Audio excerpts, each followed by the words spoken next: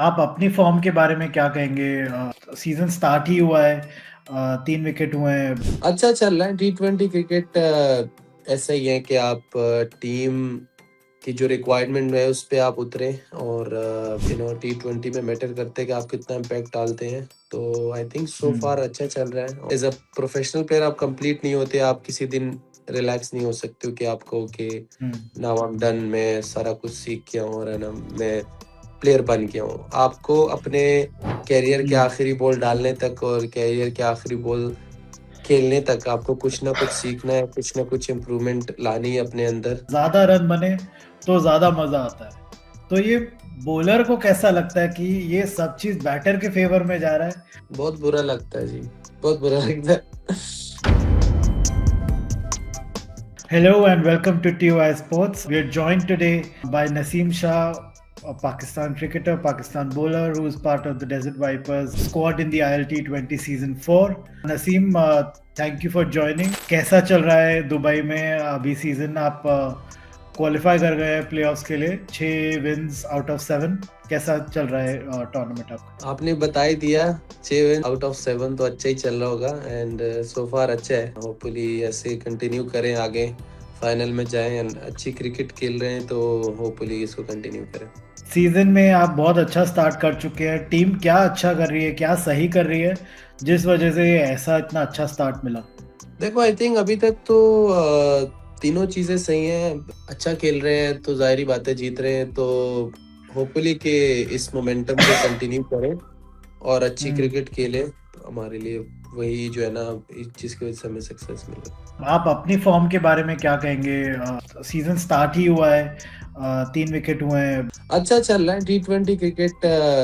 ऐसा ही है कि आप टीम की जो रिक्वायरमेंट है उस पे आप उतरे और टी20 में मैटर करते हैं कि आप कितना इम्पैक्ट डालते हैं। तो आई थिंक सो हुँ। फार अच्छा चल रहा है और ऑब्वियसली टीम का आपके ऊपर ट्रस्ट होता है। तो अभी तक अच्छा चल रहा है। जब आपने अपना इंटरनेशनल डेब्यू किया था, आप काफ़ी यंग थे, काफ़ी जल्दी आपको वो एक्सपोज़र मिल गया था, एक सीधा डिफ़िकल्ट पोज़ीशन में डाल दिया था, हाई प्रेशर मोमेंट्स खेले आपने। अब आप आज अगर बैठ के वो सोचते हो कि वो जो अर्ली में आपको एक्सपोज़र मिल गया था, जो हाई प्रेशर सिचुएशन में खेलने का, उसको आप अच्छी बात मानते हो या मुश्किल बात मानते हो कि जैसा आप क्रिकेटर आज हो, वो आप कैसे देखते हो उस चीज़ को? यार आई थिंक जो अर्ली स्टेज कैरियर है, आई थिंक मैं ज़्यादातर उसको नहीं सोचता। कुछ अच्छी मेमोरीज भी नहीं है, कुछ बुरे भी नहीं है, बट लाइफ ऐसे ही चलता है एंड डे बाय डे जैसे मैं हमेशा बोलता हूँ कि आप कुछ ना कुछ सीखते हो उस टाइम पे और इस टाइम में ऑब्वियसली फ़र्क है। काफ़ी हुँ। एक्सपीरियंस हो जाता है आपको खेलते-खेलते और अभी यही है कि जैसे मैंने बात की कि अर्ली स्टेज में बहुत सारी चीज़ों का आपको नहीं पता होता। अभी भी जैसा है कि अगर आप 2 साल 3 साल पहले जाते हो तो आपको लगता है कि मैं काफ़ी सारी चीज़ें मेरे अंदर अच्छी पॉज़िटिव चेंजेज़ आई हैं। और इसी तरह फिर हुँ। 2 साल बाद फिर यही सोचोगे कि सेम इसी तरह चलता रहता है, इतना टाइम गुज़रता है, जितना आप खेलते रहते हो एक्सपीरियंस आता है और आप बेहतर से बेहतर होते जाते हो और आपकी कोशिश भी ये होती है। तो मेरी भी यही कोशिश है कि एज़ अ प्रोफ़ेशनल प्लेयर आप कंप्लीट नहीं होते, आप किसी दिन रिलैक्स नहीं हो सकते हो कि आप कहो कि हुँ, नाउ आई एम डन, मैं सारा कुछ सीख गया हूँ और है ना मैं प्लेयर बन गया हूँ। आपको अपने करियर के हुँ, आखिरी बॉल डालने तक और करियर के आखिरी बॉल खेलने तक आपको कुछ ना कुछ सीखना है, कुछ ना कुछ इम्प्रूवमेंट लानी है अपने अंदर।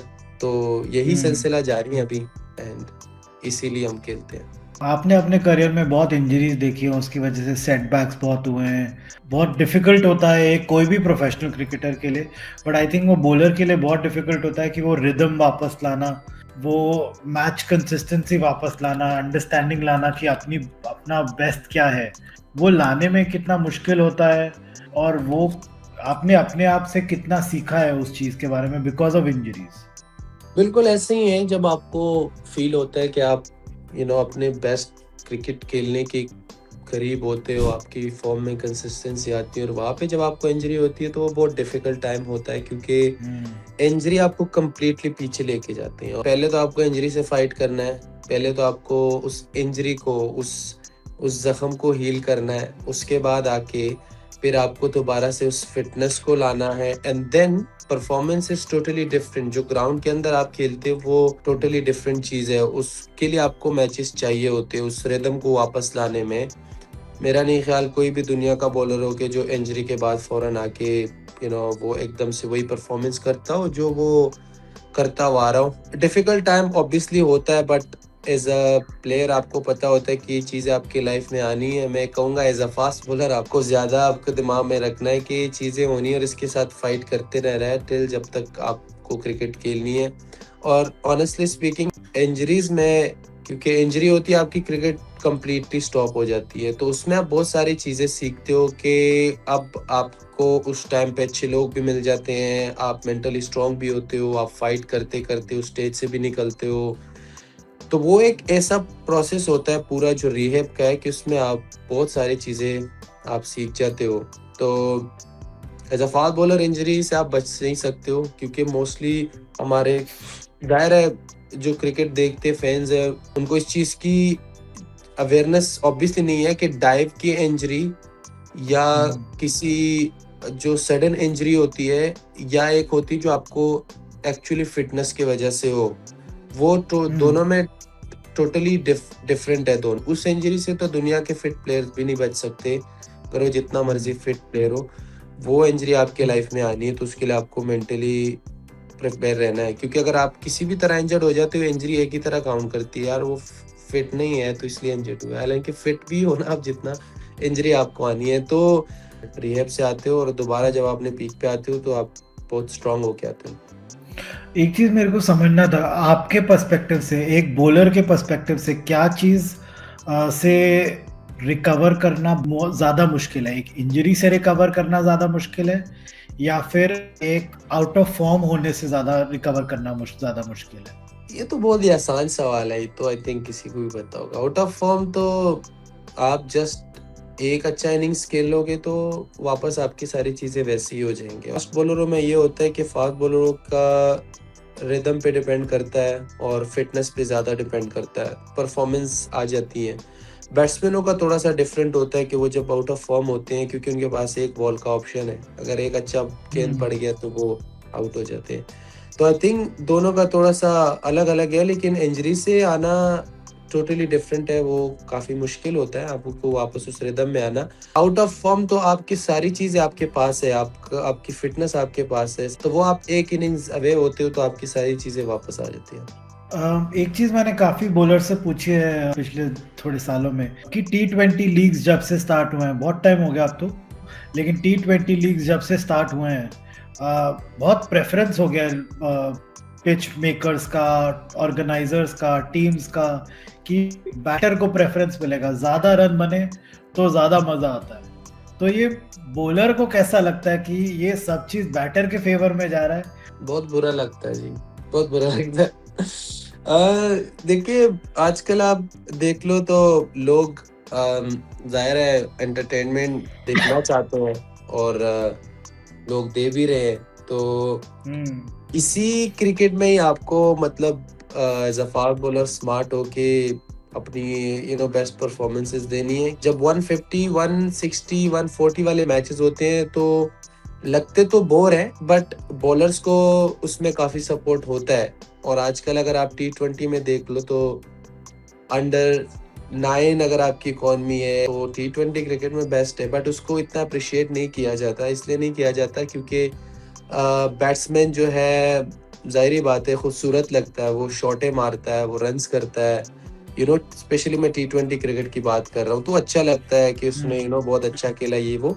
बट मेरे ख़्याल से कि अगर कोई bowler 8, 8 and a half economy से जहाँ पे 200 वाले पिचेज़ हैं, 190, 180 वाले पिचेज़ हैं, तो आई थिंक उस चीज़ को भी आजकल के जो ज़ाहिर है कोचेज़ हैं वो अप्रिशिएट करते हैं इस चीज़ को, क्योंकि उनको अभी आजकल की जो क्रिकेट है, जिस तरह क्रिकेट जा रही है तो उस चीज़ का अंदाज़ा है कि अब क्रिकेट जितनी फ़ास्ट हो गई है तो इसमें ये चीज़ें भी मैटर करती है कि बॉलर जो है वो इस तरह की सिचुएशन से कैसे निकल के अपनी बेस्ट परफॉर्मेंस देता है या अपनी बेस्ट बॉलिंग करता है। जब आप बॉलिंग करने जाते हो, बहुत एक आई थिंक ये इंडियन और पाकिस्तानी प्लेयर्स के लिए बहुत एप्लीकेबल है कि जब आप बॉलिंग कर रहे हो, एक्सपेक्टेशन जो है वो लाखों का नहीं है, वो करोड़ों का एक्सपेक्टेशन है। स्पेशली अगर वो मैच एक इंडिया पाकिस्तान हो, बट उसको अलग साइड में रखते हैं। बट जो वो एक्सपेक्टेशन है, उसको आप कैसे इग्नोर करते हो, साइड में रखते हो कि प्रेजेंट में कैसे रहना है? जो हमारे फैंस हैं, जो इंडिया पाकिस्तान क्रिकेट के फैंस, बांग्लादेश, श्रीलंका, ये थोड़े ज़्यादा इन्वॉल्व हैं। आई मीन ज़्यादा आप कह सकते हो कि एक्साइटेड होते हैं, आपसे एक्सपेक्ट भी बहुत ज़्यादा करते हैं, आपको रिस्पेक्ट भी ज़्यादा देते हैं, लेकिन उस चीज़ का अपना एक प्रेशर भी है और अपना हम्म। एक एक मज़ा भी है। दोनों चीज़ें आपसे पूरा कौम एक्सपेक्ट कर रहा होता है कि आप अच्छा करोगे, और अगर आप अच्छा नहीं करोगे तो फिर मीम्स की भी अंबार बनते हैं। तो ये दोनों चीज़ों का जो है ना अपना मज़ा है। एक्सपेक्टेशन भी एक अच्छी चीज़ भी है, बट आपको इस चीज़ के लिए रेडी रहना है, क्योंकि अगर देखा जाए बनिस्बत जो बाकी प्लेयर्स है वर्ल्ड में, जो बेस्ट प्लेयर है, हो सकता है कि उनकी परफॉर्मेंस ज़्यादा हो, बट हमारे जो जो फैंस है उसके हमारे परफॉर्मेंस उसको अप्रिशिएट भी बहुत करते हैं और हमको पढ़ते भी बहुत ज़्यादा है। तो दोनों चीज़ों के लिए आप मेंटली तैयार रहते हो, तो अब तो आदत हो गई हुई है और हमें ये पता है कि हमारे लोग क्रिकेट को बहुत प्यार करते हैं, हमें प्यार भी देंगे और हमें सुनाएँगे भी बहुत अगर अच्छा नहीं करेंगे, तो अब तो आदत हो गई हुई है। तो अब ऐसा ही चलता रहा। कितना डिफिकल्ट और डिफरेंट होता है कि एक नॉर्मल इंसान, एक नॉर्मल फैन आपको एक क्रिटिसाइज कर रहा है वर्सेस एक फॉर्मर प्लेयर आपको क्रिटिसाइज कर रहा है। उसमें कितना डिफरेंट होता है आपका नजरिया उस चीज की तरफ, स्पेशली अगर आपको लगता है कि वो क्रिटिसिज्म अनफेयर है। देखो, फैन्स जब करे ना तो उस पे आपको दिल पे नहीं लेना चाहिए। अगर वो फैन्स करे जिसको क्रिकेट का तो बहुत जुनून है, बट आपको ये चीज़ समझना है कि उसको क्रिकेट बॉल कभी ज़िंदगी में नहीं पकड़ी हुई, ना कभी क्रिकेट ग्राउंड में ज़िंदगी में गया हुआ है। तो आप उसको ज़्यादा दिल पे नहीं लेते हो, वो अपनी जज़्बात बयान कर रहा होता है, तो आप उसको इतना ज़्यादा दिल पे नहीं ले रहे होते हो। लेकिन फॉर्मर हम्म। क्रिकेटर जो क्रिकेट के ग्राउंड में खेला हो सारी ज़िंदगी, अगर वो क्रिकेट की चीज़ों पे बात करे, डिस्कस करे, आप उससे चीज़ें सीखो, तो अच्छी चीज़ है। जो चीज़ आपको अच्छी लगे वो आप ले लो। लेकिन अनफेयर जैसे हमने बात की कि ऐसा कोई क्रिटिसिज़्म हो कि जिसको जो समझो पर्सनल भी हो रहा हो, या हम्म। आपकी ऐसी चीज़ों को डिस्कस कर रहा हो कि आपको लग रहा हो कि नहीं, ये क्रिकेट की बातें नहीं हो रही है, कुछ और बातें हो रही है, आई डोंट नो क्या है। उस चीज़ पे थोड़ा-सा होता है, बट बाकी जो फैन्स है, ज़ाहिर-सी बात है, आजकल का दौर ऐसा है कि मोस्टली हर बंदे के पास फ़ोन है, तो किसी ने कुछ ना कुछ तो बोलना है, तो वो आप नहीं कंट्रोल कर सकते हो, कोई भी कैमरा खोल के उसमें कुछ ना कुछ बोलना है जो उसका दिल करे। और वो चीज़ आपको समझनी है कि यार, अगर हर चीज़ से आपको फ़र्क पड़ना शुरू हो जाए, तो इसका मतलब आप स्ट्रॉन्ग क्रिकेटर नहीं है, क्योंकि हम्म। आजकल नहीं कहा किसी को रोक सकते हो, किसी ने भी बोलना है और जो भी बोलना है वो बोलना है, वो आप नहीं रोक सकते हो। आप जिस चीज़ को रोक सकते हो, आप ये सोचो कि जो बंदा बोल रहा है, क्या ज़िंदगी भर उसने कभी क्रिकेट का बैट या बॉल या ग्राउंड किया है, उसने वो प्रेशर फ़ील किया है, या उसने वहाँ पे कुछ चीज़ें की हैं, तो वो अपनी यू नो जुनून है, क्रिकेट के साथ प्यार है। मैं भी छोटा था जब मुझे क्रिकेट का बिल्कुल नहीं पता था, मैं भी बोलता था यार इसने क्या कर दिया, ये कैसे आउट हुआ, वो चीज़ें चलती हैं। बट जैसे आपने बात की कि फेयर क्रिटिसिज्म वो होनी चाहिए, दुनिया की हर जगह होती है, और वो तो एज़ अ प्रोफेशनल आपको वो बर्दाश्त करनी।